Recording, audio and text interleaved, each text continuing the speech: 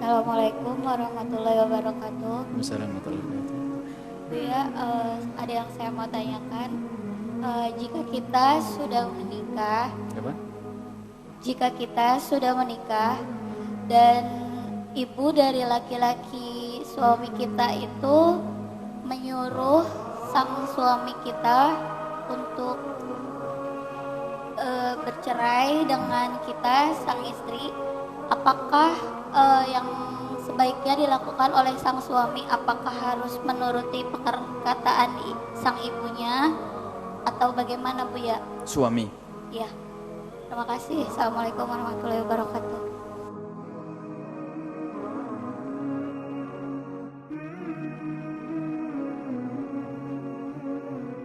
Seorang suami. Bagaimana seorang suami dengan seorang wanita punya seorang suami? Bagaimana suami dengan ibundanya? Ibundanya adalah orang yang harus didengar dan dipatuhi.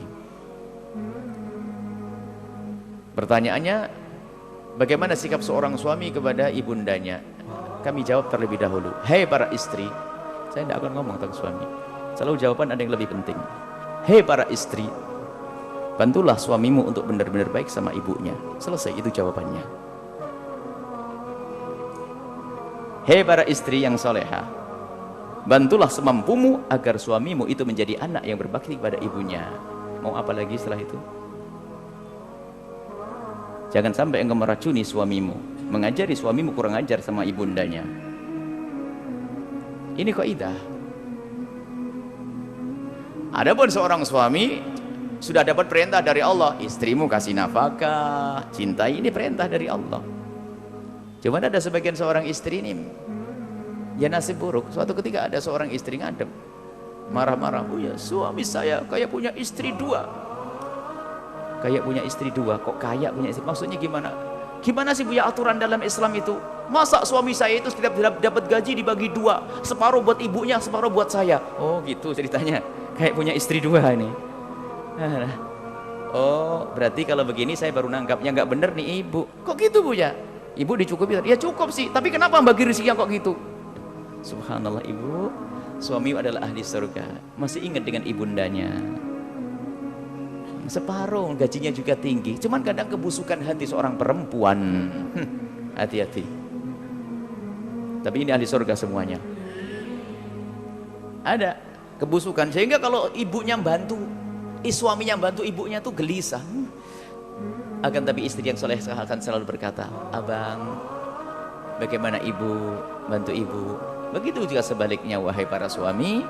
Kalau engkau adalah suami yang hebat, suami yang soleh, akan selalu membantu istrinya untuk berbuat baik kepada ibundanya, berbuat baik kepada ayahandanya.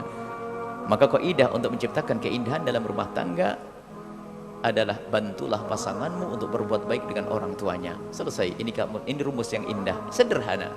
Makanya Anda tidak usah gundah kalau suamimu ternyata baik benar kepada ibundanya. Maka engkau bersyukur, suamiku ahli surga, dengan ibunya baik, dengan ibunya mengabdi, dengan ibunda sopan. Akan tapi hati-hati, kalau engkau punya suami yang kurang ajar sama ibunya, berarti suamimu adalah iblis dan ahli neraka. Nah, pilih mana? Nah, ada sebagian istri salah memilih suami, pengennya suaminya jadi iblis. Dengan saya saja, ibu tinggalin. Oh ya. Nah, ini kan tidak benar. Akan tapi ketahuilah, semuanya ada wa'ti kulli haqqin haqqah. Wahai para suami, istrimu adalah engkau ambil dengan janji. Di hadapan Allah Subhanahu wa taala kau ambil dengan akad. Maka wajib engkau memberi nafkah kepadanya, memberi kasih sayang kepadanya. Jadi ibundamu yang telah melahirkanmu, mendidikmu, merawatmu. Maka sesungguhnya harus adil dalam hal yang semacam ini. Tidak boleh kepada ibu saja sampai istri terlantar, juga salah. Apalagi memperhatikan istri, orang tua menjadi terlantar, dan ini kebanyakan.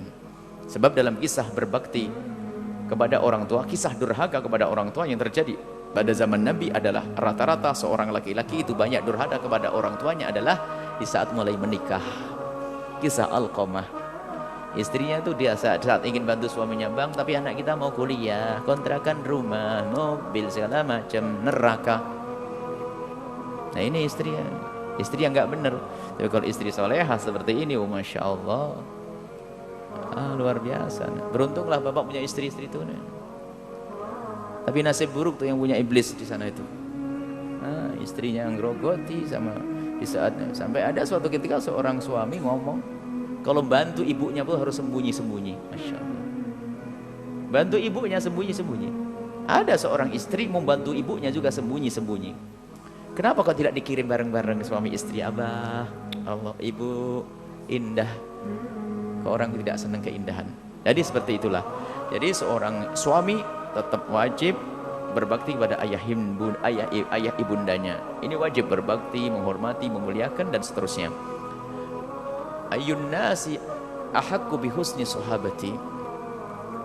Ada seorang laki-laki bertanya kepada Rasulullah, siapakah orang yang paling berhak untuk aku perlakukan baik dalam hidup ini? Apakah istriku atau yang lainnya? Seorang laki-laki, saya. Dijawab, ummuk, ibumu. Ini laki-laki. Tapi seorang istri, siapa orang yang paling berhak aku perlakukan baik adalah suamimu. Ini aturan. Makanya suami yang baik adalah yang paling membantu istrinya untuk berbakti pada orang tuanya. Jangan seperti seorang suami yang salah baca kitab, sehingga setelah menikah istrinya dilarang. Awas ya, kamu sudah diberikan oleh ibumu kepadaku, jangan ke rumahnya ya. Tidak boleh ke rumah. Wah, ini pasti waktu nyantri itu ngantuk, ngeliwat tok, itu tidak pernah ngaji. Makanya salah, istrinya mau ke rumah ibunya nggak boleh. Sudah diserahkan, kamu tanggung jawab saya. Suami yang baik akan selalu berkata, wahai istriku, kemanapun kau pergi harus izin. Tapi kecuali kepada ibu bapakmu nggak usah izin, bebas kapan saja kamu ke sana.